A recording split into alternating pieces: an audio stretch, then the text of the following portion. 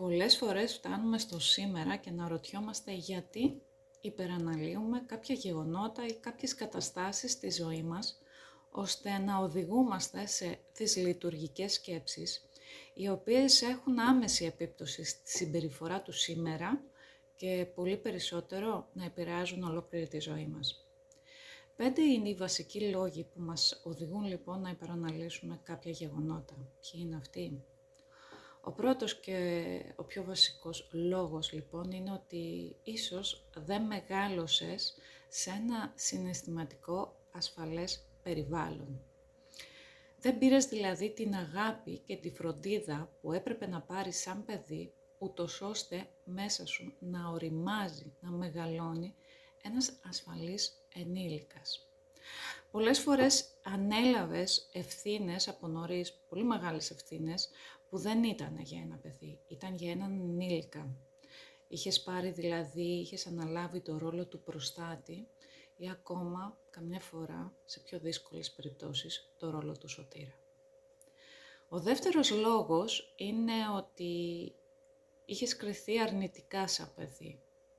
Και γιατί είχες τολμήσει να κάνεις το πιο φυσιολογικό, να κάνεις λάθη. Όταν λέμε ότι τα παιδιά πρέπει να κάνουν λάθη και πολύ περισσότερο τα λάθη είναι επιτρεπτά και στους ενήλικες, γιατί μέσα από αυτά μαθαίνουμε καλύτερα, αρκεί να μην επαναλαμβάνουν. Ουσιαστικά λοιπόν έχεις καλλιεργήσει το φόβο της αποτυχίας. Μιας αποτυχίας που ίσως σε διδάξει για πολύ καλύτερα πράγματα που θα έρθουν στο αύριο. Τρίτον, χρειάστηκε να τα βγάλεις πέρα μόνος σου, χωρίς καμία υποστήριξη, χωρίς καμία βοήθεια. Για σκέψου, τι ανασφάλεια μπορεί να καλλιεργήσει σε ένα παιδί αυτό το συναίσθημα, τι ανασφάλεια και τι φόβο για μετέπειτα. Τέταρτα, σε έκανα να αισθάνεσαι ότι δεν είσαι αρκετός, ότι δεν είσαι ικανός και πάντα προσπαθούσες να αποδείξεις αυτό που είσαι.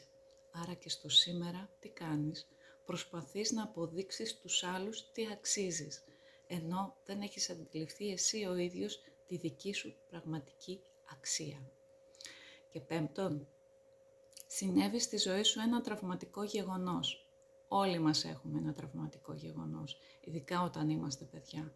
Και ξέρετε γιατί? Γιατί τραύμα είναι κάτι το οποίο είναι ένα γεγονός το οποίο έρχεται αναπάντεχα στη ζωή μας, τελείως απροσδόκητα και μας προκαλεί συναισθήματα μη διαχειρίσιμα, άγνωστα προς εμάς.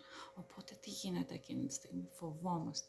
Έχουμε το αίσθημα της ανασφάλειας, της αβεβαιότητας και αυτόματα δημιουργείται ένα τραύμα. Σκεφτείτε λοιπόν πόσα τέτοια γεγονότα βιώσαμε σαν παιδιά και ίσως δεν καταφέραμε να τα ερμηνεύσουμε ποτέ. Οπότε για σκέψου, ποια από όλα αυτά έχεις βιώσει και γιατί στο σήμερα έχεις στάσει να αναλύεις τόσο πολύ τα γεγονότα.